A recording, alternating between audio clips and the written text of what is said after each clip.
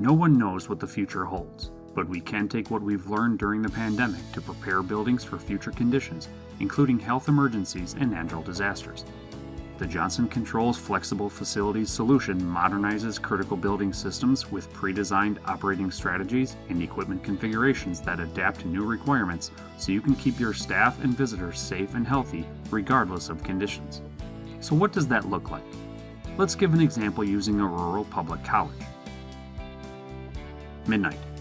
It's another day at a rural public college, and COVID-19 cases continue to slowly decrease with an occasional flare-up, making vigilance still important.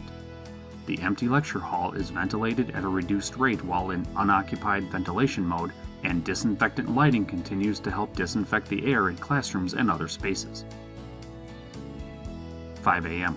The control system increases outdoor air and exhaust air to maximum flow rates. It also increases room temperatures and humidity, which reduces the transfer of the coronavirus. 6 a.m. The control system starts to bring room temperatures back to normal conditions for occupancy. 7 a.m.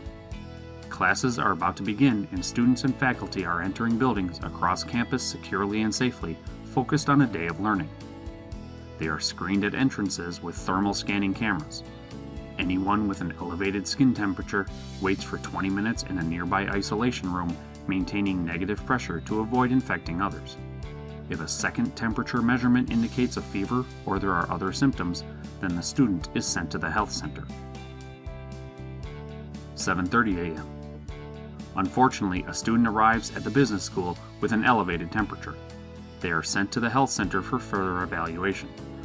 While the student waits, they rest in an adjacent patient room, which is a highly ventilated and filtered negative pressure isolation room. 9 a.m.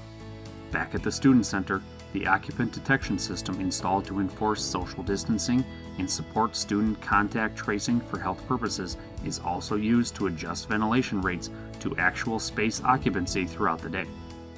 This assures adequate ventilation while reducing unnecessary energy use and cost. 10 a.m. The student still has a fever, and based upon university health and safety guidelines, they are sent to Schrader Hall, a dormitory with a specific floor that has been modified for isolation and quarantine of students that need to remain on campus. The student rooms, which have private bathrooms, have been modified to provide additional filtration, ventilation, and pressurization to prevent the potential spread of illness, be it the measles, meningitis, or coronavirus. Common areas and hallways have also been modified to eliminate air recirculation and increase ventilation and airflow to protect support staff and health personnel. 11 a.m. After severe storms last night, a strong odor from large-scale nearby industrial farms has drifted to the college campus. Despite being off-site, the facility director uses a mobile application to select an outdoor air pollution mode that reduces ventilation rates but increases filtration using high-performance filters installed during the initial peak COVID-19 outbreak. 12 p.m. As a result of the storms, the campus is notified that a nearby neighborhood is being evacuated and they will be using the gymnasium at the athletic center as an emergency shelter. Thermal sensing cameras at the entrance will help screen incoming community members for elevated temperatures and other symptoms. Ventilation and filtration is increased in the gym as an extra precaution. 1 p.m. The local utility is warning of potential grid outages due to the recent severe storms. The campus facilities manager checks the backup generator testing and maintenance compliance report to confirm readiness and prepare the facility to operate on emergency standby power. The solar PV and electric battery system, which normally operate to improve sustainability and maximize utility incentives, will instead be used to improve resiliency during a potential grid outage. 3 p.m.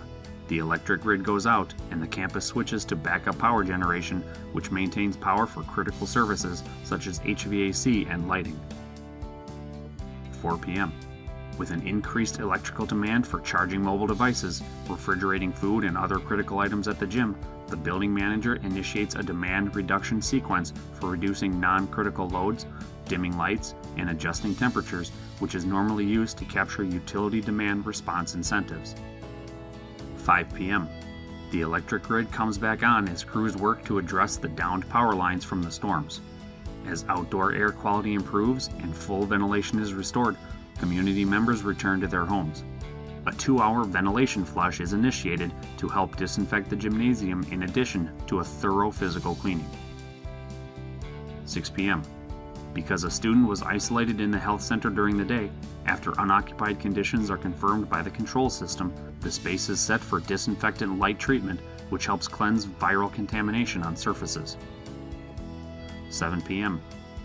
Evening activities are in full swing. The baseball team has practice, and there is an evening microbiology class. The Board of Trustees is meeting in the auditorium discussing how the campus can leverage federal stimulus funding and performance-based contracting to meet ASHRAE and CDC guidelines to help keep students and faculty safe, while improving the energy efficiency and resiliency of campus buildings and infrastructure. The access control system helps keep guests limited to appropriate areas of the building. 10 p.m.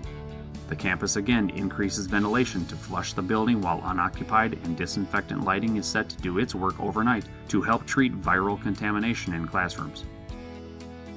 This is just one example of how the flexible facilities solution can help schools implement rapid infrastructure renewal to assure safe, efficient, and resilient operations and flexible emergency response.